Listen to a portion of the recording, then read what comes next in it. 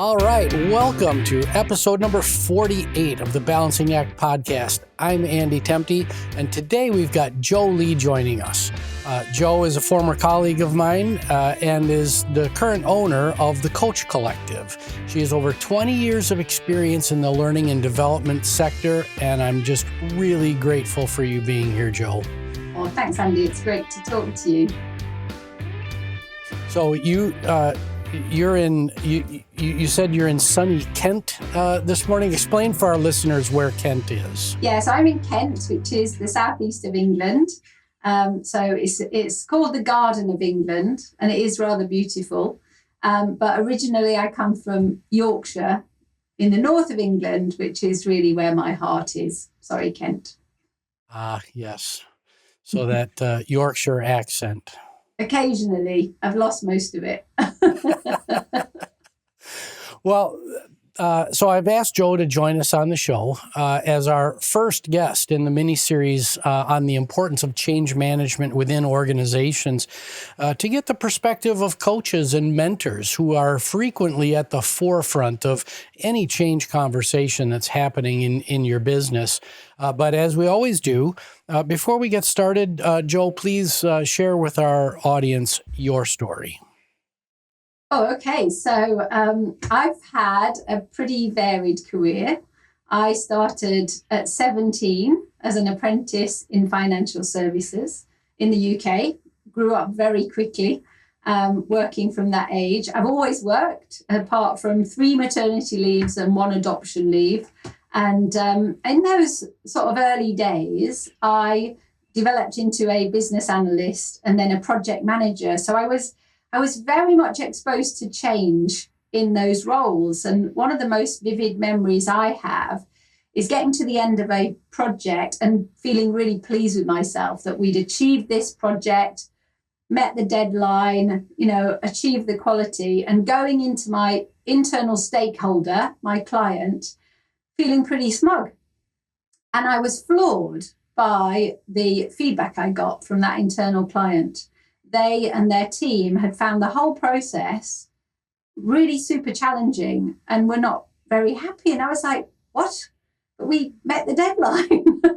and it really woke me up. But at the time, I was probably in my late 20s by that time. And it woke me up to that most important part of project management and change management, which is people. How do we transition when change is imposed on us? And let's face it, change is mostly imposed on us in organizations. So with that sort of revelation, I fell into learning and development. And I suppose my career since that time has been about working with individuals, working with teams to help them be brilliant. That's how I like to think about it. So as a facilitator, a coach, a consultant, I support people to find ways to be brilliant, is what I would say. I love that that framing. Hi, I'm from Learning and Development, and I'm here to help you be brilliant. I would like to say I've had a lot of success. So people are often more confident, and I think confidence leads to brilliance. So I think that is a really good thing to do. And I think throughout my career, I've probably worked half my career in large organizations and half running my own business. So I've run a consultancy 3 times over my career, and that's always been driven by my own need to change. I've got a very understanding family and a partner who lets me do things like that and, doesn't get in my way. So now we've got the Coach Collective, 100 strong coaches from all across the world, helping small and medium businesses scale up. So that's the latest in the sort of consultancy piece. That's great. So other than the story in your late 20s, was there, just a moment of awakening, an accelerant to your career that just put rocket boosters behind you that you could share with our audience? I would say that I had a fantastic manager in the early 90s. And that manager really believed in me and became my champion. And I was really lucky, I think, to have somebody like that. So he encouraged me to believe in myself. Through him, I built an amazing strategic network of people who could influence my career, who I could learn from, who were role models. He encouraged me to take risks. And I think the really important thing he did for me was he helped me change perceptions about what was possible for me. So remember, I started work at 17. I didn't do my A-levels. I didn't go to uni. And I carried with me a bag of limiting beliefs, which he really helped me reframe and actually get rid of. And, Right. Through him, and I would always say through him, from my sort of early 30s, which is what I would have been around then, I just saw no barriers. So it made me bold, it made me courageous. And I think what he was doing was he was demonstrating coaching skills even before I knew really what coaching was all about. Right. So that probably was the biggest thing in my career, my turning point, I think. Yeah, we hear far too often about bad managers and the disappointing experiences. And I love asking this question, what was one of the main accelerants to your career? Because a lot of times it comes back to one human interaction, one relationship that just really helped make a change in the individual. And so I thank you so much for sharing that. Our main topic today is change, but I'd like to start off with a brief exploration of coaching and the coaching industry, as the two topics, in my opinion, are highly interrelated. For our listeners who have not engaged with a coach in a business setting, can you explain the role of a coach and what the coachee can expect from an engagement? Well, I'll try, because I think coaching is very different depending on who you're being coached by. So I think to start off, isn't it interesting how coaching is everywhere at the moment, and it's grown so much. So we hear the word every day. We probably hear the word, we see it, it's there around us. We've got on-demand coaching through platforms. We've got coaching focused on things like mental health. We've got group coaching, team coaching, leader coaching. And I did a little bit of research before coming on here, and I was looking at the International Coaching Federation website, and they have 50,000 members. Now, in the late 90s, they had 1,500. So, coaching has exploded. Yeah. And yet, you ask different people, we have different opinions about what it is. I don't think there is one definition. So I'll sort of give you mine. Mine is coaching's about self-awareness and development in order for me to be my best self. So it's about raising my self-awareness. It's about helping me develop. It's the opportunity for me to work in partnership with an expert, an expert coach. They are highly skilled, somebody who can help me explore my strengths, can help me understand what's stopping me, help me unblock those obstacles, help me reach my potential. And how that happens is generally through conversation. So the coach would really listen. They'll ask you powerful, sometimes confronting questions. They'll encourage you to experiment, to try things out, to take risks. They'll use creativity. Some of the techniques a coach uses are, really fun and creative. And they will challenge you. They're there to support you, but they will challenge you as well. And that's what a coach needs to offer. It's not a cozy chat. It's hard work, and it's very much action focused. That's coaching to me. Yeah. So let's explore the opposite angle, and my goal here through this conversation is to help managers recognize that coaching is a big part of their job, but so many managers are frankly objectively terrible at coaching. So can you help us understand what coaching isn't? I think this is a really hard question. So I guess what coaching isn't telling someone what to do. Yes. That's definitely not coaching. But it also isn't fixing it for someone. So it's not taking ownership of that and, fixing it yourself. It might be giving advice and guidance. And I'm very much a pragmatist when it comes to coaching. I think if I'm a coach, I'm bringing my whole self into the room. If my experience is helpful, I'll ask permission, but I'll share that if that's helpful to the person. So it isn't fixing. It isn't telling someone to do what to do. But there's a wealth of other things that you can do. And I think managers as coaches are in a really interesting position because they have skin in the game. It's important for them that they bring their knowledge of the organization, their knowledge of the team. So it's using that helpfully to support somebody reach their potential and not using that to perhaps impose how you want people to do things. So I'm not sure I've answered that very well, but it was a tricky one. No, I think you've hit, from my perspective at least, you've hit the nail on the head. Coaching, and many of us that grew up in sports, myself included, we've seen different coaches throughout our lives and have been exposed to the telling and directing coaches. This is how you do it. I'm going to tell you exactly what to do. There's not a lot of listening. There's not a lot of exploration that happens there.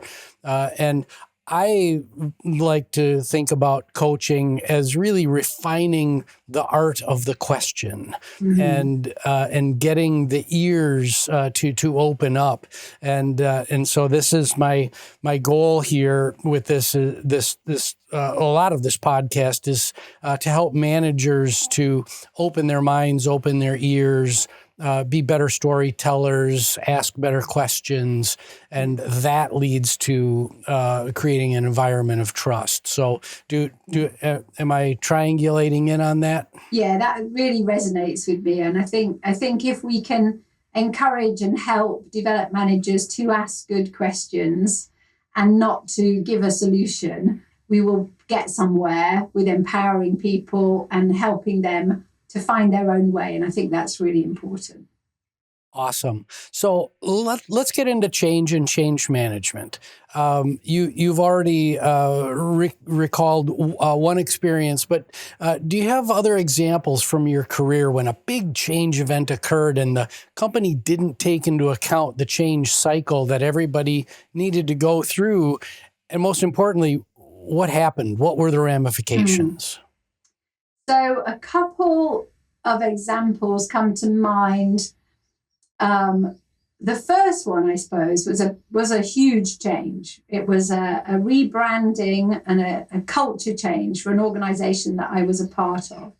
And what they did well was they got the beginning right. They created a sense of urgency. We talked a lot about burning platforms.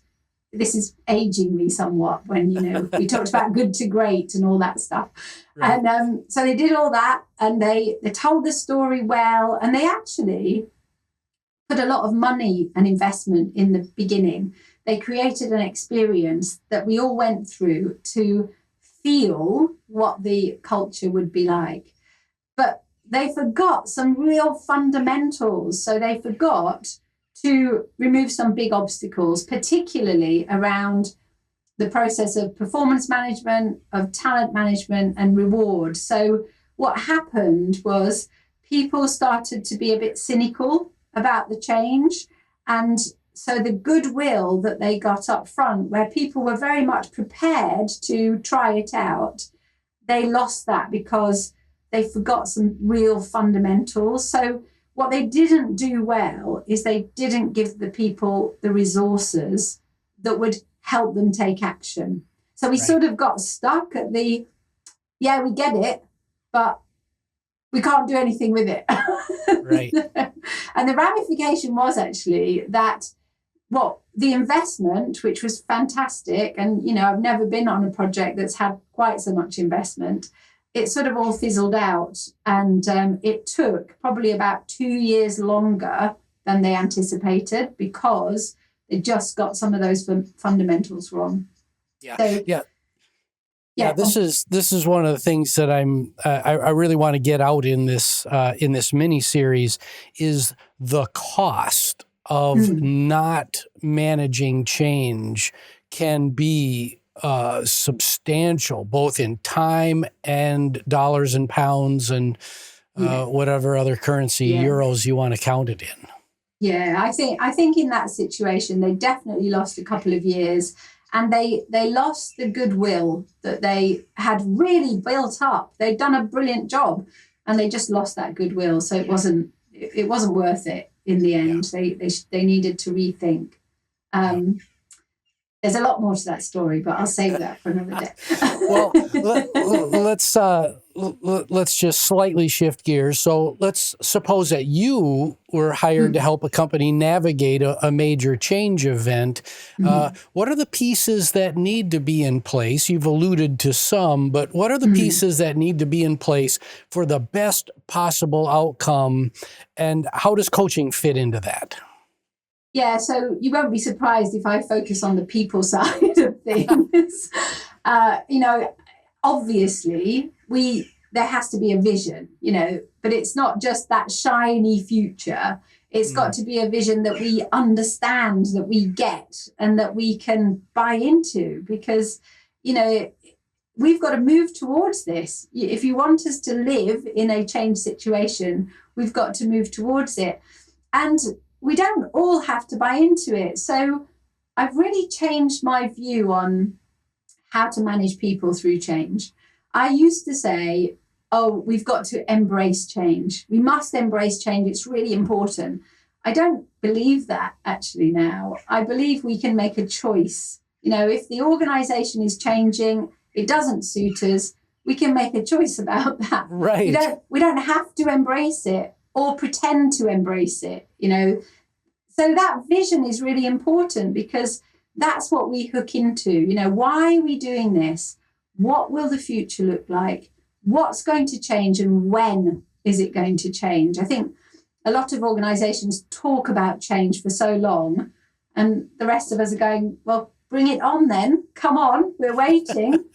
You know, that's really important. So I think there's a real disconnect for me in those people who lead change and those people who change is imposed on, which is the majority. So the leaders of change, they've been through all that angst, concern, frustration, and they've come out the other side. And we don't see them until they've come out the other side, when they present us with that beautiful vision. And then they forget that they've been through all that angst, and they expect us to run to the future happily. So I think what I would say to leaders is slow down, listen, be a coach, rather than a sort of flag waving change pace setter. You know, take a breath and you know, make sure people are actually following you. Yeah, because you're your story before about the organizational change taking 2 years longer than expected. It is true to slow down to ultimately go faster does make strategic sense, and I like I'm on a mission to improve the coaching skills of the average manager, and I believe strongly that coaching is a big part of a manager's job. But there are instances where an individual can and should be talking to an independent third party, especially as they're wallowing in that valley of despair. Yeah. At the bottom of the change curve, and the leaders and managers are out running. Definitely. Sorry, Andy. I think people need to remember that when we're going through change, we're losing something. So as we move through change, whatever that change is, we're giving something up. And I think it's really important for those people who are leading change to recognize that and to give people the opportunity to explore that. What does that mean to me? I might lose a team. I might lose part of my job. I might lose my geographic location. I'm still losing something, and I need to really understand what that means to me. So I think internal coaching for managers can work really well. But like you say, sometimes you need an objective person with no sort of skin in the game, no stuff to talk to as well. Yeah, and I also really love your point and want to double down on it here, that a lot of leaders approach a change conversation and they think they've got to have get everybody on board. They've got to win the hearts and minds of everybody. But it's important, and I learned this in my career. Sometimes it's okay to let folks go. Sometimes it's just not going to work out, and allowing the space and the time for individuals to make their own decisions about their fit and fitness with the future of that organization, and being willing to say goodbye to somebody who has, been a key contributor, that in the long run, sometimes that's okay, and being accepting of that is a tough thing for a leader to do. Yeah, I think sometimes they see that as a failure on their part, but actually it's the best thing for the individual, and I think that's what they should be encouraged by. And I think feeling that that's a failure makes people risk averse. Yep. So we try and protect everybody, and we try and make it all cozy and happy. And change isn't always like that. It's often very messy and uncomfortable. And like you say, people just need time to process that. Right. So, Joe, on this podcast, we talk a lot about skills and reskilling, and I would be remiss to not go there, in quotes, in this conversation, to offer some constructive tips and hints to both leaders and individual contributors. What are the top human skills that you'd encourage the leadership team of a company that's contemplating a major change to proactively instill in their people before the change occurs? Can I shout tolerance? Because I think what happens in a change that, in a major transformational change, is we lose tolerance of other people. So, we've already talked about things go wrong, it takes longer. And I think often if something takes longer or if something goes wrong, we blame the leaders. We blame others, and if the change doesn't happen quickly enough from the leader's perspective, we blame the staff, the employees. So I think tolerance would be one of my biggest, which of course means that we need some empathy in order to understand where people are coming from. So I would have those two as my yes, please. If we're going to prepare for change, let's be more empathetic. Let's have more tolerance. Let's be, sort of a bit safer with each other, I suppose. I interviewed our son in the previous miniseries, and he talked a lot about psychological safety in teaching environments in the medical community. And that concept of psychological safety, I think, is at the heart of what you just described. And I love it. Tolerance. If you look at the list of the top 15 or top 20 skills of the future, you're probably not going to find tolerance in there. But I agree with you that I think tolerance, right alongside empathy, which typically makes the top 15, 20 lists. Tolerance and empathy should go together. I agree. I mean, I would add, problem solving. If I think about all the changes that I've ever been through in organizational change, that ability to sort of think critically and solve problems, a little bit of reasoning and logic is really important in change. So we're not just driven by our emotions. So, and I think they do appear often in the top skills. So we're all right. There we go. All right. Well, we're getting close to time. I've got one more question for you. Let's assume that you have an audience of managers and leaders who have not used coaching in their business, but are contemplating adding it to their employee development or engagement or change management strategies. What advice do you have to help those leaders get the best possible results? So I would say be brave and be creative. So I think what we find in organizations is the majority of large organizations have always used coaches, but they've often used coaches just for that sort of senior level. So they have a number of coaches, and they're probably great. They're probably fabulous.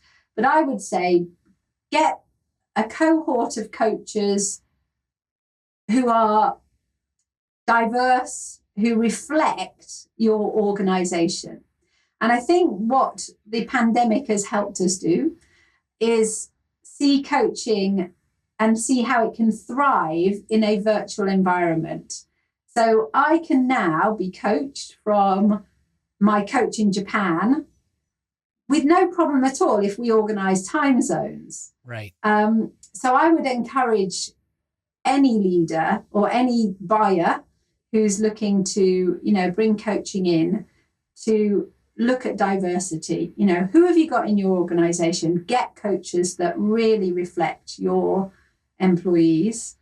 And the sort of second thing is, I would say, please, please, please see coaching as an opportunity to develop those people early in their careers. So if we used coaching more with new entrants, apprentices, graduates, those straight from college, I think we would get more value more quickly, because the thing that holds those people back is not their capability technically. It's all about their confidence, their belief, their ability to navigate an organization. So I would really say that to anyone thinking about coaching. See it as part of your development strategy and see it as something that you can offer at all levels, because I think that's really important, that we don't save it for when you're senior. Yeah, when we were working together, we talked about the democratization of coaching, and my opinion as an executive leader was really shifted and changed during that time. Earlier in my career as a leader, I looked at coaching as an elitist exercise for the top levels of the organization, that it was a cost center, it was a drag on profitability. What really was going to be the return on investment of that? And so thank you so much for sharing all of these wonderful insights. Joe, you've been a phenomenal guest today. We are at time, but thank you so much for joining us. Remember, Joe is the leader of the Coach Collective. You can find her on LinkedIn and go to the Coach Collective website and look her up and her business. But thank you very much for joining us. I'm Andrew Temte. This is the Balancing Act podcast. You can find us on andrewtemte.com. You can find the podcast on all the major podcasting services. Please like, subscribe, rate, and thank you so much for being here.